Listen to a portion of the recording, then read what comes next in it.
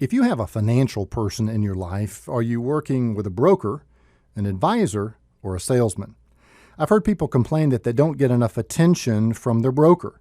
Now, before you complain about getting no attention, make sure that you know where your financial person's motivations lie.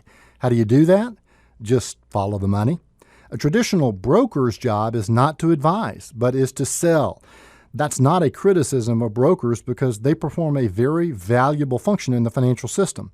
The problem comes when their customers think that they've got one thing, maybe an advisor, but experience the reality of having another, and that is being a broker or maybe even a salesman. Most brokers are compensated with a commission when a transaction of some kind takes place. For example, when a stock is purchased or a bond is sold. When nothing is happening, the traditional broker is not making any money off your account. So if you were Joe Broker and you had a chance to pay attention to somebody with a big account that traded a lot or a smaller account that rarely traded, who do you think you'd be calling? On the other hand, an advisor is usually compensated by a smaller, ongoing fee, either billed directly to the client or paid out as an expense of the client's account. To make things even muddier, many advisors these days wear two hats, that of an advisor, being paid by a fee, and that of a broker, being paid by a commission. When charging a fee, regulators have historically held the advisor to a higher standard.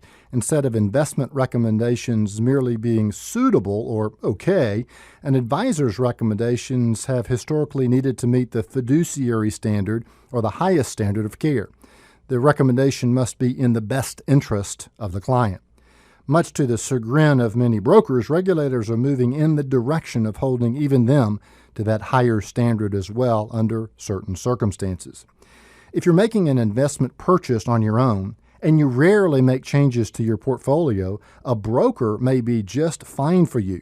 On the other hand, if you want someone to mind the store and keep up with all that's going on in your portfolio and your life and make appropriate and timely recommendations, you might need an advisor.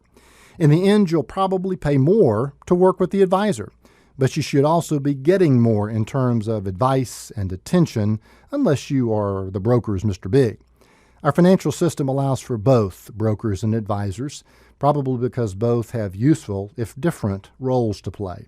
Just make sure you know which one you've got and which one you need. Offering you wisdom on wealth, I'm Byron Moore.